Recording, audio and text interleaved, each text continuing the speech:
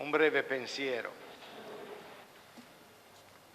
Nel Vangelo proprio della memoria dei santi Gioacchino ed Anna, Gesù dice alle persone che sono davanti a lui: tanti profeti e giusti hanno desiderato vedere ciò che voi vedete e non lo videro, hanno desiderato ascoltare ciò che voi ascoltate e non lo ascoltarono.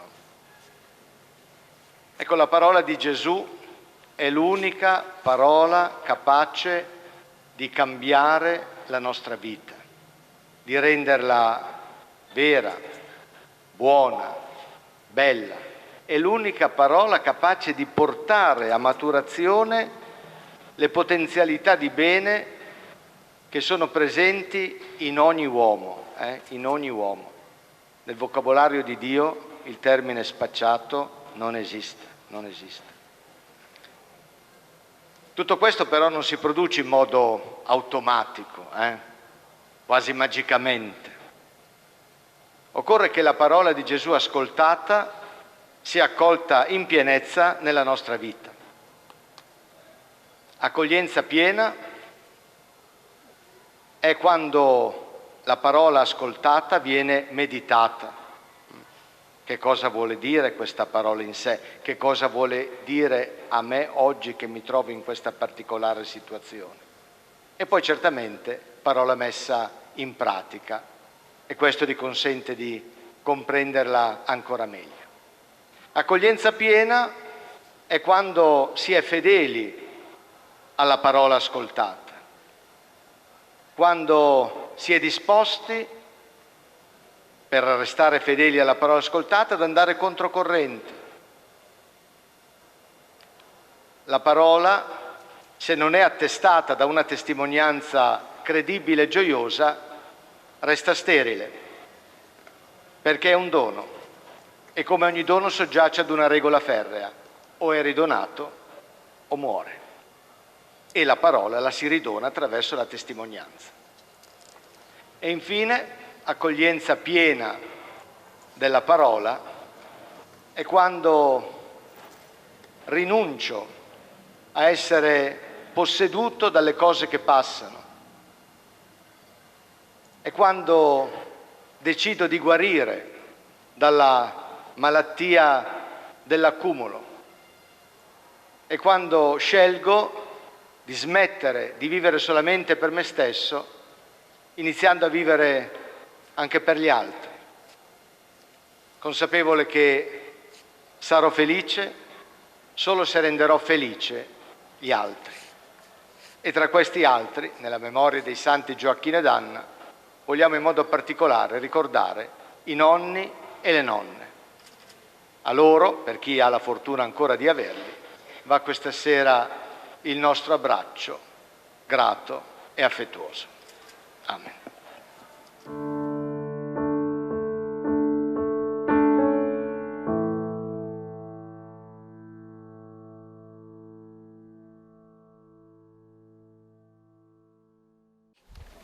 Avete sentito come si conclude il Vangelo di oggi.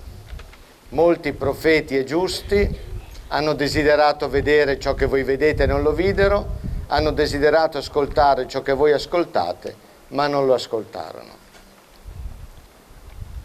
Gesù ci ha parlato, la sua parola è contenuta nel Vangelo. E la parola di Gesù è l'unica parola capace di cambiare la nostra vita, di rendere la nostra vita una vita vera, buona, bella, degna di essere vissuta. È l'unica parola capace di portare a maturazione i semi di bene che sono in ciascuno di noi, che sono in ogni uomo. Nel vocabolario di Dio il termine spacciato non esiste. Tutti sono abitati da germi di bene. Ecco, la parola di Gesù è capace di portare a maturazione questi germi di bene. Però tutto questo non avviene in modo automatico, è quasi magico. Non basta ascoltare ciò che Gesù ci dice. Occorre anche fare qualcos'altro. non essere solo soggetti passivi di un ascolto. Quindi innanzitutto occorre meditare la parola che abbiamo ascoltato.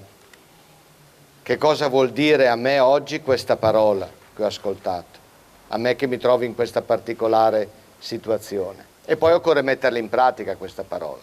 Ascoltarla, meditarla e metterla in pratica.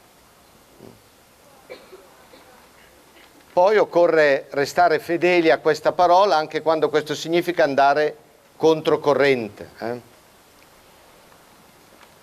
E uno degli ambiti in cui spesso siamo chiamati ad andare controcorrente è proprio l'ambito della cura del creato, di cui mi pare vi siete occupati in questa settimana con alcune riflessioni. E allora, siccome a queste settimane non sono stato presente, mi piacerebbe sapere da qualcuno di voi che cosa ricorda di tutte le riflessioni che su questo tema sono state fatte così semplicemente. Sicuramente qualcosa ricorderete, se no, mamma mia, io non do voti, eccetera, eccetera, non siamo a scuola. Un po' per condividere, ripeto, io non ci sono stato, quindi non so che cosa vi siete detti, su che cosa avete riflettuto.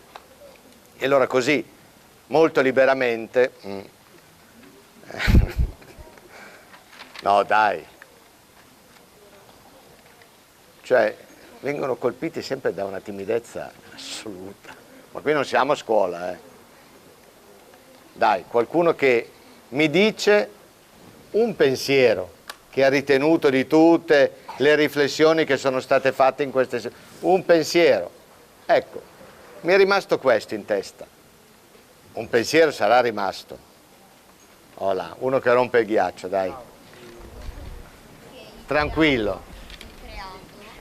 Il creato, anche se non è produttivo, non va cambiato, perché poi la flora e la fauna che ci abitano cambiano anche loro e questo non è giusto. Questo è un pensiero.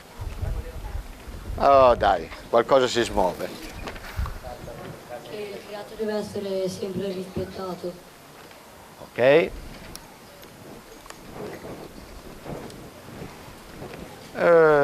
Dai. Creato vuol dire unico. Però.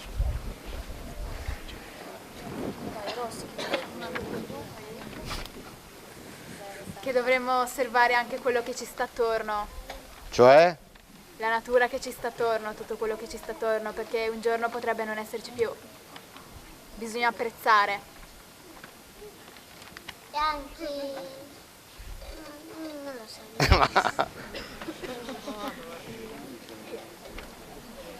Rigorosamente no. Qualcun altro? Dai.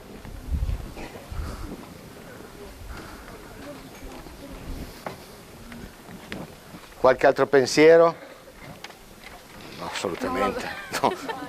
No, che dobbiamo amare il creato proprio anche come faceva Don Bosco, che comunque è una persona importante per questo posto.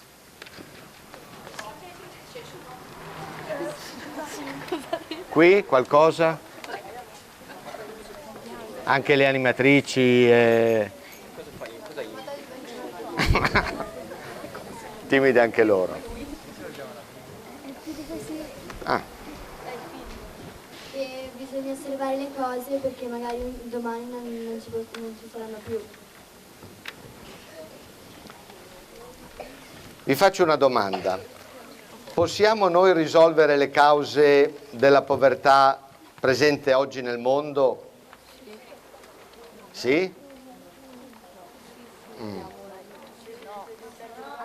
Forse a volte. Non possiamo risolvere la povertà nel mondo, però possiamo fare piccoli gesti che li possono aiutare. Perfetto. Verissimo, Brava. È vero, Cioè, le grandi cause della povertà nel mondo spetta un po' ai poteri politici, internazionali, nazionali. Noi però possiamo dare una mano a chi si trova in una situazione di povertà. Io per esempio sono tornato qualche giorno fa da Cuba, dove sono stato una decina di giorni con un altro prete, Don Emiliano, che ho ordinato recentemente. Siamo stati in una missione della diocesi di Chiavari, dove c'è Don Claudio Aratta, un nostro prete, e durante questi giorni siamo andati a trovare alcune persone, alcune famiglie che vivono in condizioni di povertà estrema. Era la prima volta che andavo in missione e sono rimasto impressionato, veramente. Ci sono delle case rispetto alle quali certe nostre stalle sono meglio. Quando arriva la pioggia porta via tutto. Igiene zero. Una povertà vissuta con dignità in genere, però estrema, estrema. Io non posso cambiare il regime cubano, certamente, però posso aiutare chi in quel paese sta facendo qualcosa per i poveri. Quindi, con piccoli gesti, come diceva la ragazza prima, io non risolverò le cause della povertà, però potrò aiutare alcuni fratelli e alcune sorelle che stanno male a stare un pochino meglio. A volte basta abbassare un poco il proprio livello di vita, poco, per poter essere di aiuto agli altri. Non risolveremo le cause, ma faremo stare meglio,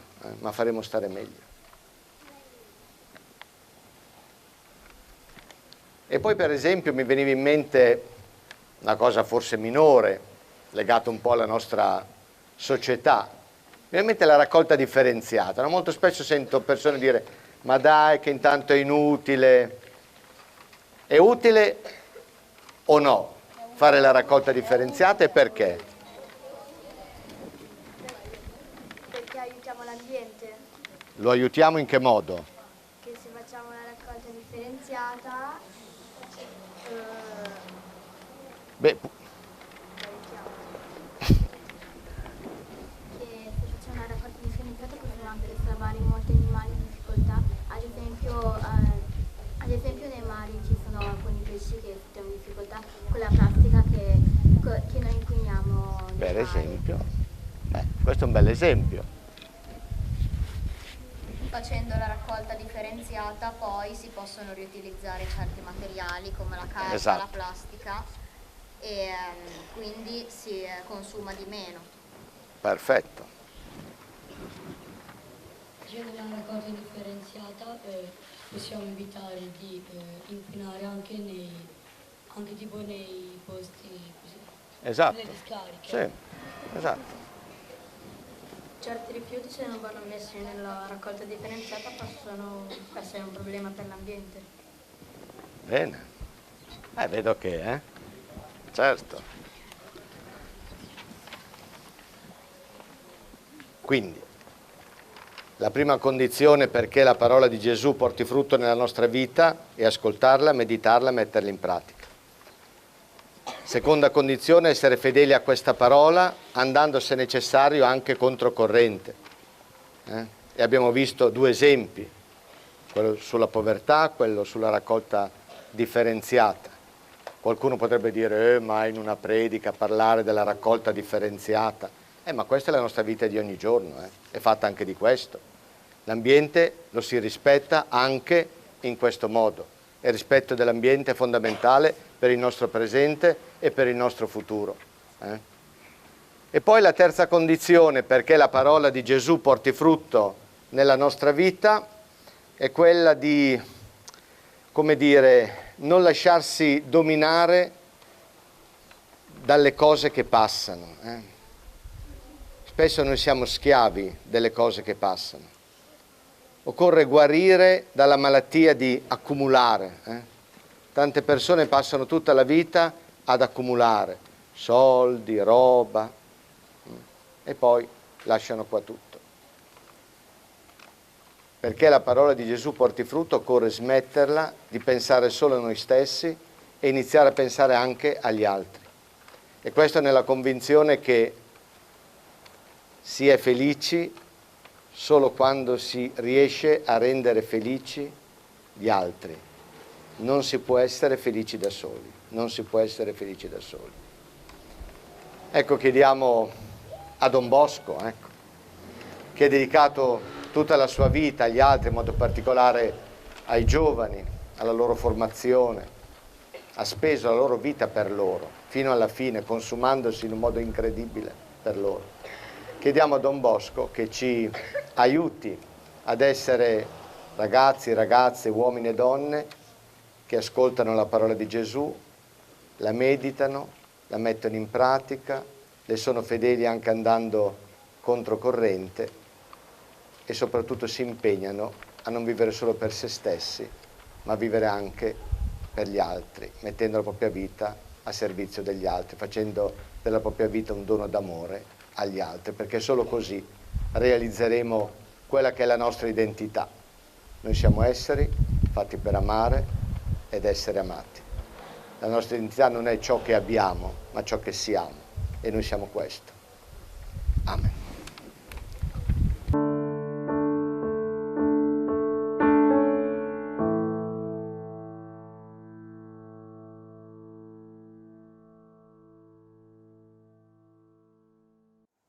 Nel brano di Vangelo che è stato ora proclamato, Gesù paragona il regno dei cieli a un tesoro, a una perla, innanzitutto, a una perla preziosa.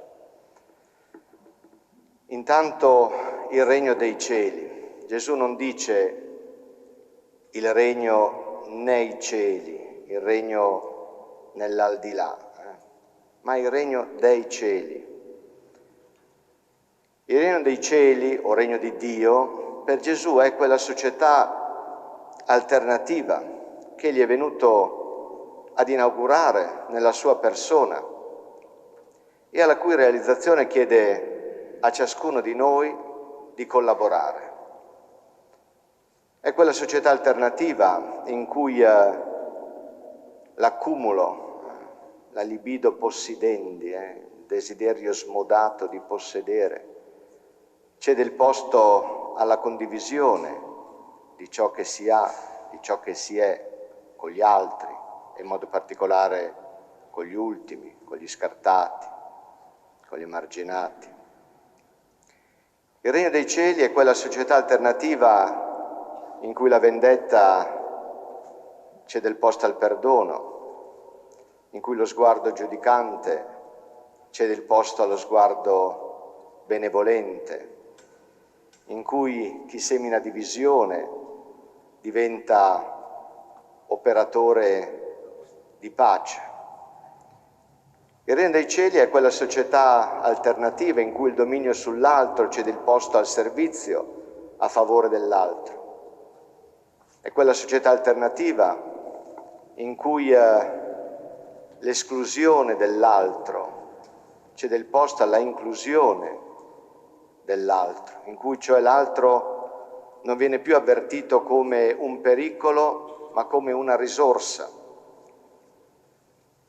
Il regno dei cieli è quella società alternativa in cui lo sfruttamento egoistico del creato cede il posto alla cura del creato per il bene nostro, per il bene delle generazioni che verranno.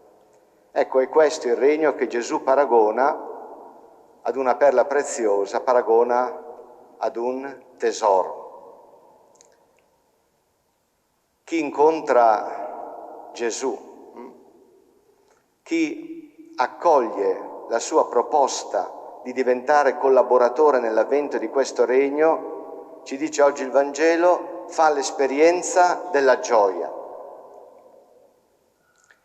Ecco allora che la rinuncia a tutto ciò che ostacola l'incontro con Gesù, la rinuncia a tutto ciò che ostacola l'accoglienza piena del regno di Dio è la conseguenza di questo incontro e di questa gioia. E quindi è una rinuncia che non genera mai tristezza, freddo, lontananza, disamore, consumazione del cuore. la visione, come dire, di un cristianesimo triste, di un cristianesimo consolatorio, di un cristianesimo che si inserisce nei momenti di crisi, la visione di un cristianesimo che anziché dare vita, succhia vita, la visione di un cristianesimo che ha come nervatura un senso del dovere e quindi della colpa.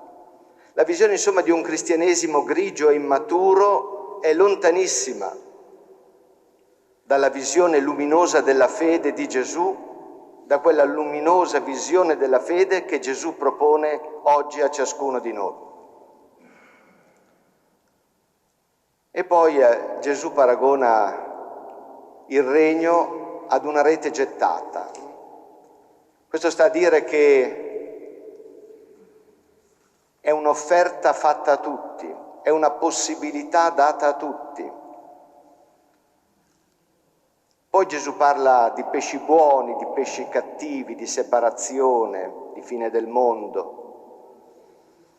Dice insomma che chi accoglie Lui e il suo regno fa esperienza di vita e una volta uscito dalla scena stupenda e drammatica di questo mondo gusterà questa vita in pienezza. Chi rifiuta Lui, chi rifiuta il regno fa esperienza già qua sulla terra di morte, cioè di una vita vuota, inconsistente, assurda, senza senso. E una volta uscito dalla scena stupenda e drammatica di questo mondo, gusterà in pienezza questa morte. Sono parole che ci lasciano un po' così, quelle di Gesù, però sono parole di Gesù, perché in gioco c'è la libertà dell'uomo. Certamente verrebbe da chiedersi, ma quando uno sceglie di rifiutare Gesù, di rifiutare il suo regno, perché lo fa? Ecco, qui ci fermiamo, perché entra in gioco il mistero della libertà dell'uomo, il mistero della storia dell'uomo e quindi il giudizio lo lasciamo a Dio, solo a Lui, solo a Lui. Magari con la sorpresa di vederci tutti un giorno in paradiso. Oggi a Lui chiediamo quello che gli chiese Salomone. Gli chiediamo discernimento nel giudicare, gli chiediamo un cuore aperto all'ascolto, gli chiediamo un cuore saggio e intelligente per poter accogliere il Signore Gesù e il suo regno e così essere felici nel tempo e oltre il tempo. Amen.